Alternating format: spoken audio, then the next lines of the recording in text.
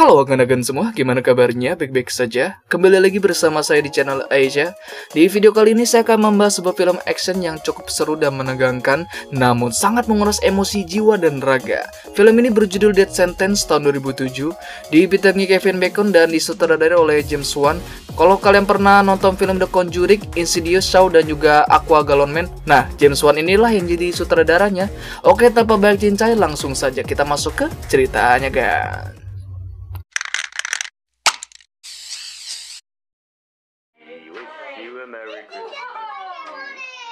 Diawali dengan sebuah rekaman video yang memperlihatkan momen sebuah keluarga. Kegembiraan, canda, dan tawa selalu menyelimuti kebersamaan keluarga tersebut.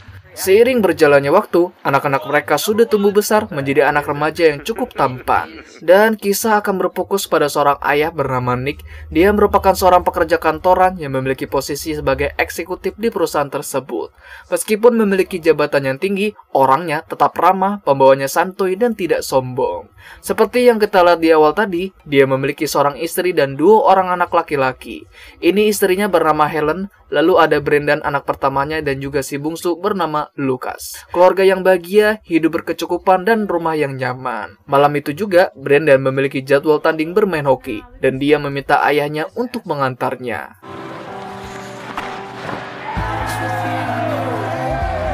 Saat dalam perjalanan pulang, Nick terus memuji-muji putranya itu karena sudah bermain dengan sangat bagus. Dan bisa kita lihat, Nick sangat dekat dan juga akrab dengan Brendan. Dalam waktu dekat, Brendan akan pergi ke Kanada untuk ikut bermain dalam kejuaraan hoki internasional. Tentunya, sebagai ayahnya, Nick sangat bangga dengan putranya itu. Kemudian mereka mampir di sebuah pom bensin, sekalian membeli es kepala Milo yang dijual di dalam sana. Terlihat malam juga sudah larut, dan tempat itu juga sudah sepi dari pengunjung. Tadi juga, tiba-tiba datang sekelompok orang yang merampok tempat tersebut, dan mereka langsung menembak abang kasir sampai dia tewas. Melihat itu, Nick berusaha untuk menghampiri putranya, namun dia sempat tertabrak oleh pengendara yang ingin kabur. Brendan yang juga ada di sana, tak luput menjadi sasaran dari mereka semua. Salah satu dari mereka menyuruh temannya untuk menghabisinya sebagai bukti bahwa dia pantas menjadi anggota dari kelompoknya. Tak segan-segan, dia langsung menggorok lehernya Brendan dengan sebilah parang.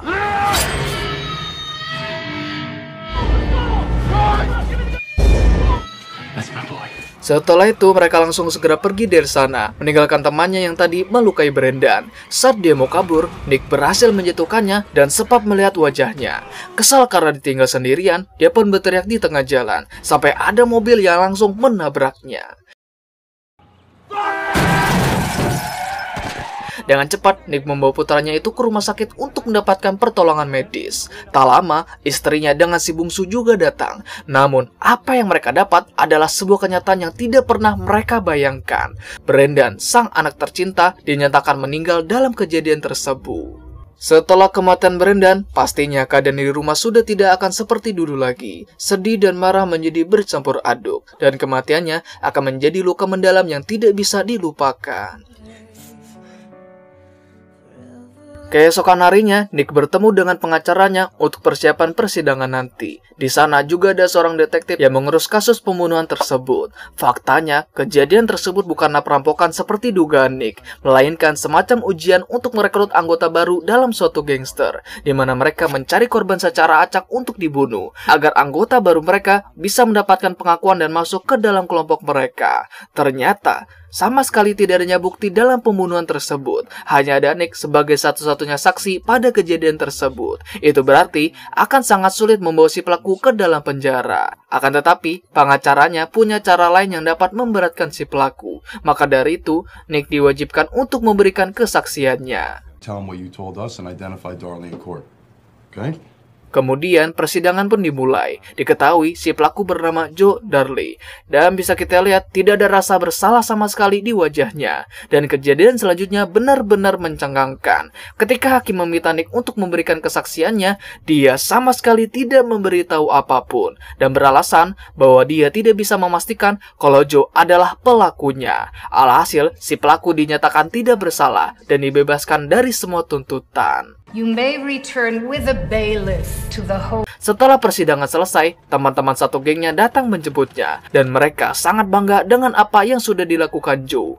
Perkenalkan, orang ini bernama Billy Darley. Dia adalah saudaranya Joe sekaligus ketua dari gangster tersebut. Secara diam-diam, Nick ternyata mengawasi mereka. Ketika mereka beranjak pergi dari sana, Nick diam-diam mengikuti mereka dari belakang. Mereka pun sampai di sebuah kontrakan yang berlokasi di lingkungan yang cukup kumuh, yang merupakan tempat tinggalnya si Joe. Bisa kita ketahui bahwa Nick sedang merencanakan sesuatu. Dan apakah itu? Nanti kita juga tahu.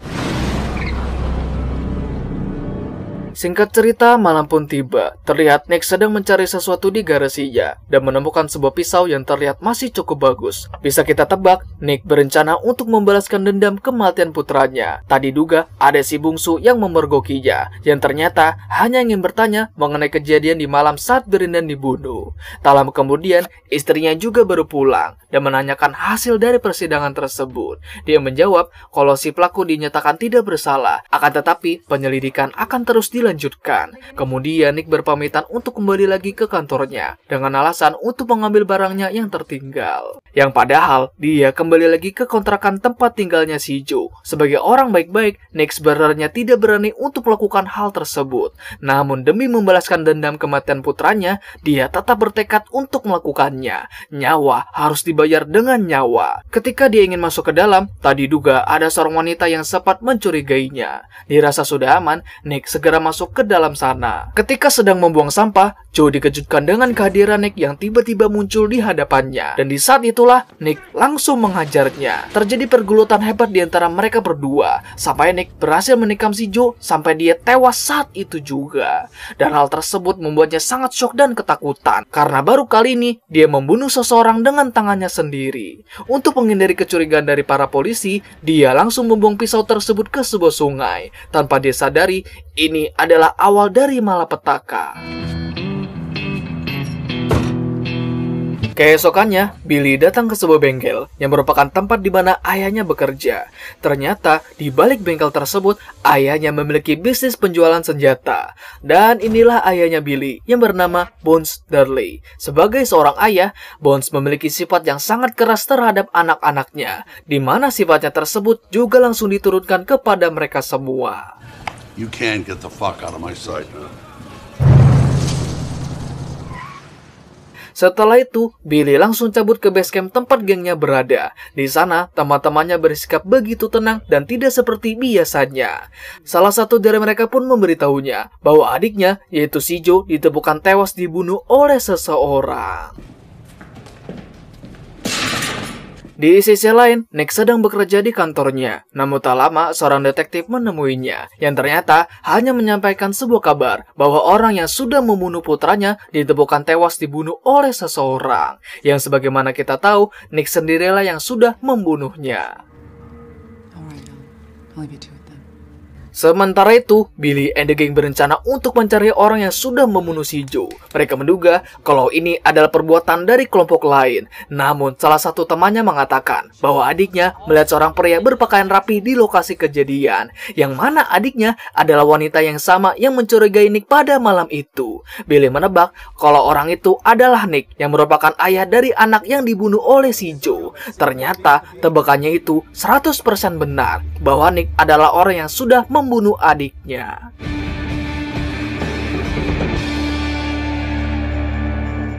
Kembali lagi kepada Nick, terlihat dia baru saja mau pulang ke rumah. Tadi duga, Billy and the gang sudah berada di dekatnya. Kemudian salah satu dari temannya mengikutinya dari belakang dan berusaha untuk menembaknya. Tetapi dia berhasil menjatuhkannya. Tak sampai di situ, Billy yang mengawasi dari kejauhan langsung menembak ke arahnya. Hal tersebut membuat orang-orang yang ada di sana menjadi kepanikan. Kemudian, Nick melarikan diri ke sebuah gang. Terjadi aksi kejar-kejaran yang memacu adrenalin. Billy yang memegang pistol sesekali menembak ke arahnya. Tapi untungnya, semua tembakannya tersebut tidak mengenainya. Kemudian, Nick masuk ke dalam sebuah dapur restoran yang terhubung dengan parkiran mobil tempat di mana dia memarkirkan mobilnya. Dengan kecerdikannya, Nick membunyikan alarm dari beberapa mobil yang terparkir di setiap lantai dengan tujuan untuk mengecoh Billy beserta teman-temannya. Nick pun sampai di lantai paling atas. Tak diduga, salah satu temannya Billy sudah tiba di sana. Akan tetapi, dia masih belum mengetahui keberadaannya. Secara diam-diam, Nick mencoba untuk mendekatinya. Perlahan namun mantap, Nick bergerak bagaikan ninja di siang bolong. Di saat orang tersebut lengah, Nick langsung menyerangnya saat itu juga.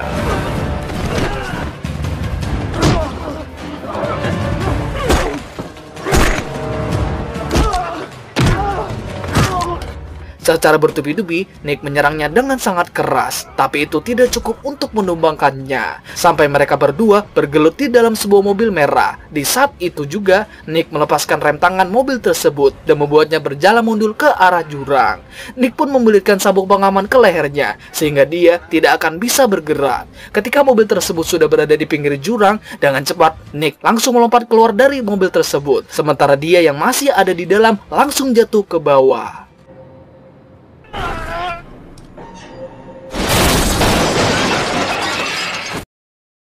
Setelah itu, Nick langsung mengendarai mobilnya untuk segera kabur dari tempat tersebut. Billy yang mengetahui hal tersebut mencoba untuk menghentikannya. Tapi untungnya, Nick berhasil lolos dari tempat tersebut. Setelah kejadian itu, ternyata Billy menemukan kopernya si Nick yang dibuang saat kejar-kejaran tadi. Isi dari koper tersebut ada dompetnya si Nick lengkap dengan KTP, SIM, kartu BPJS dengan beberapa foto keluarganya. Sehingga Billy tidak perlu risau lagi karena dia sudah menemukan tempat di mana Nick dengan keluarganya tinggal. Keesokannya, Billy mengutus salah satu temannya untuk datang ke kantornya Nick bekerja untuk memberikan sesuatu kepadanya. Tanpa memperdulikan tata krama, dia masuk seenaknya dan mendorong beberapa orang hingga terjatuh. Kemudian dia menyerahkan barang tersebut kepada Nick dan mengancam kalau dia akan mati dengan penuh penderitaan. Setelah itu, Nick langsung membuka barang tersebut dan isinya adalah koper miliknya. Betapa terkejutnya dia ketika menemukan foto anak dan istrinya yang sudah dicoret dengan spidol merah. Di belakangnya terdapat beberapa nomor, di mana nomor tersebut adalah nomor telepon yang digunakan Billy untuk mengangkat panggilannya si Nick. Ketika Nick menelponnya, Billy memberitahunya kalau dia akan datang ke rumahnya dan membunuh anak dan istrinya sebagai pembalasan karena Nick sudah membunuh Joe adiknya. And now I'm coming for the rest of your family. Better get that through your fucking skull because there's no more warnings. Don't! Mendengar itu, Nick menjadi sangat ketakutan. Lalu dia menghubungi istrinya yang ada di rumah untuk menyuruhnya agar tetap diam di sana. Dia juga menghubungi si detektif untuk segera membantunya. Dengan cepat, dia kembali lagi ke rumah. Di sana, dia langsung mengunci rapat-rapat semua jendela dan juga pintu. Dan itu membuat istri dan anaknya menjadi ketakutan. Di saat yang sama, sang detektif sudah tiba di sana. Dan disinilah si detektif telah mengetahui kebenarannya. Sebelum Nick menceritakan semuanya, sang detektif sudah mengetahui apa yang sudah dia lakukan. Bahwa Nick sudah main hakim sendiri dengan membunuh Joe. Dan itu menyulut api peperangan kepada Billy dan teman-teman satu gangsternya. Dan secara tidak langsung, keluarganya Nick juga ikut terlibat dalam masalah ini. Dikarenakan ini adalah ulahnya sendiri, maka polisi tidak bisa membantunya. Akan tetapi, sang detektif menempatkan 2 personil polisi untuk mengawasinya. Sorry, Mr. Hume. We put out an APB on Billy and his gang. Singkat cerita, malam pun tiba. Terlihat Nick masih terjaga. Sementara Lucas dengan istrinya sudah tertidur lelap. Namun tak lama, terdengar suara klakson dari luar. Setelah diperiksa, ternyata kedua polisi yang ada di sana sudah tidak bernyawa. Di saat yang sama, Billy and the gang sudah berada di dalam rumahnya. Dengan cepat, Nick langsung lari ke lantai 2 dan bergelut hebat dengan mereka berdua.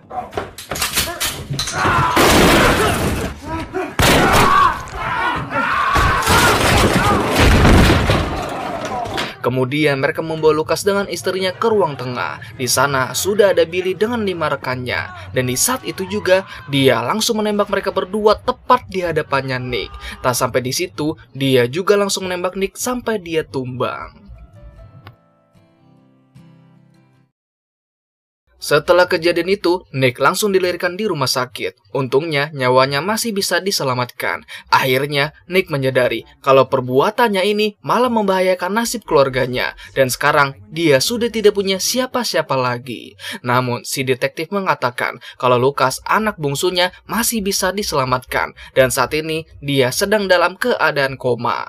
Kemudian, Nick memintanya untuk meninggalkannya berdua bersama dengan putranya. Sambil menggenggam tangannya, dia meminta maaf kepadanya karena sudah melibatkan dirinya dalam masalah ini. Walaupun tidak terlalu dekat dengannya, Nick sangat bangga dengan putranya itu. Dan sejujurnya, dia sangat menyayanginya, sama seperti dia menyayangi Brendan. Tepat setelah itu, si detektif masuk ke dalam sana. Tapi ternyata, Nick sudah menghilang dari tempat itu. Terlihat dia kembali lagi ke rumahnya, di mana garis polisi sudah terpasang di sana. Setelah semua yang terjadi dan semua yang sudah dialami, membuat dirinya dipenuhi dengan rasa dendam dan amarah. Dan kepribadiannya juga berubah menjadi pribadi yang lebih keras dari biasanya. Sekarang, yang akan dia lakukan adalah membantai si botak Billy dan juga antek-anteknya.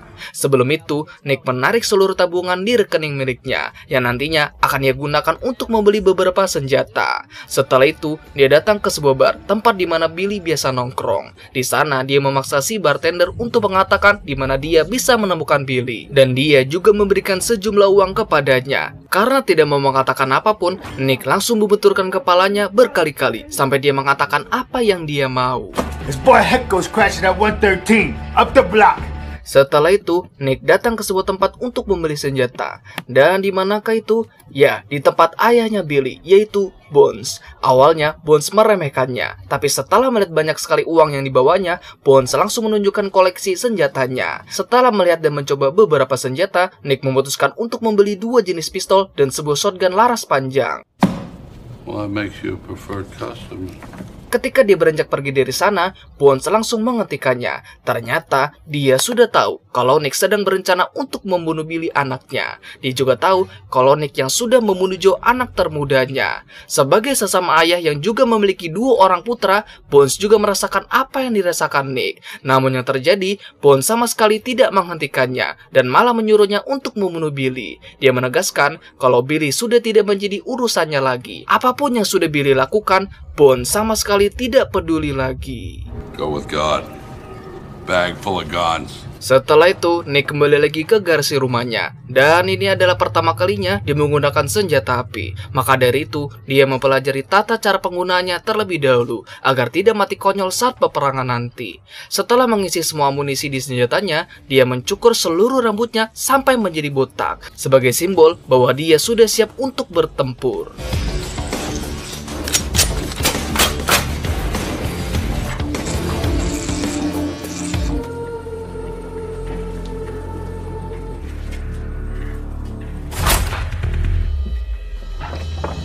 Setelah semuanya siap, dia langsung menuju ke lokasi pertama, yaitu tempat salah satu anak buahnya Billy. Tiba di sebuah kamar, dia langsung mendobrak masuk ke dalamnya. Di sana ada salah satu temannya Billy dan juga seorang wanita. Sambil menodongkan pistol ke arahnya, Nick memaksanya untuk memberitahu di mana Billy sedang berada. Dia menjawab kalau Billy dan teman-temannya berada di base camp tempat mereka berkumpul, yang berlokasi di suatu rumah sakit yang sudah tidak dihuni. Setelah itu, dia memaksanya untuk menghubungi Billy. Terlihat dia sedang berada di suatu tempat. Ketika dia mengetahui kalau Nick masih hidup, dia terkejut bukan main. Tepat setelah itu, Nick langsung menembaknya tepat di depan kepalanya.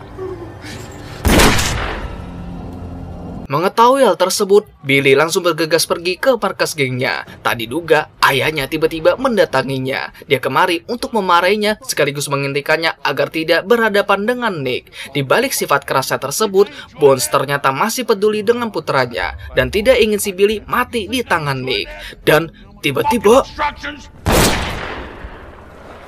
ya, Billy tega membunuh ayahnya sendiri, lalu pergi membawa mobilnya untuk segera pergi ke tempat tujuan. Sementara itu, Nick sudah sampai di tempat tersebut. Dengan mengendarai mobil si pria tadi, dia langsung menerobos masuk ke dalam sana, lalu menabrak van yang ada di sana sampai terbelah menjadi 2.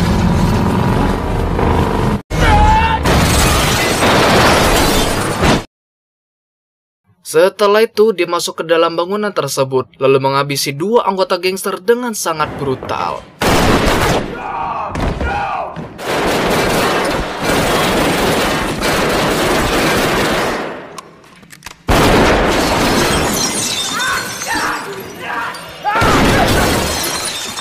Di saat yang sama, muncul 2 orang lagi yang langsung menyerangnya. Meskipun baru pertama kali menggunakan senjata, Nick mampu memberikan perlawanan sampai mereka tidak berdaya.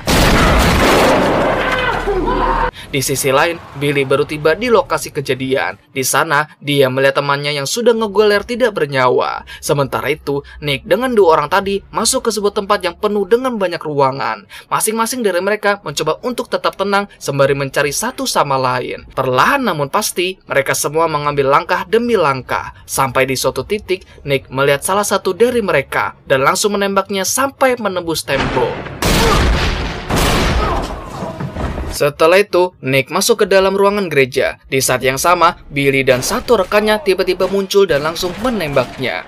Terjadi baku tembak di antara mereka bertiga, sampai tersisa Billy dan juga Nick yang keduanya sudah terluka parah. Mereka berdua pun duduk bersebelahan dan sempat mengobrol santuy. Billy mengatakan kalau dirinya sudah membuat Nick menjadi seperti ini. Tanpa disadari, Nick berpenampilan sama seperti mereka. Dikiranya sudah selesai, Nick ternyata masih menyimpan 1 pistol lagi yang khusus digunakan untuk membunuhnya. Dan disinilah dia sekarang, di rumahnya sambil menonton rekaman video yang memperlihatkan momen kebersamaan keluarganya. Di saat yang sama, sang detektif datang menemuinya. Dia memberi kabar bahwasannya Lucas, anak bungsunya, sudah bangun dari kritisnya. Dan itu membuat Nick menjadi sedikit lebih lega. Namun di sisi lain, dia masih belum menerima kematian istrinya dan juga Brendan, yang belum lama ini pergi meninggalkannya. Dan film pun tamat.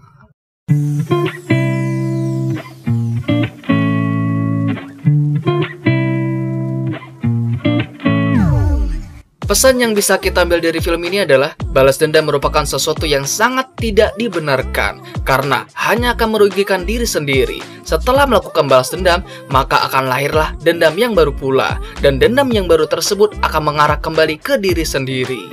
Oke, segitu saja untuk pembahasan kali ini. Jangan lupa untuk like, comment, share, dan subscribe-nya agar saya bisa termotivasi untuk membuat konten selanjutnya. Saya Pras mengucapkan terima kasih dan sampai jumpa di video selanjutnya. Salam pergabutan Indonesia.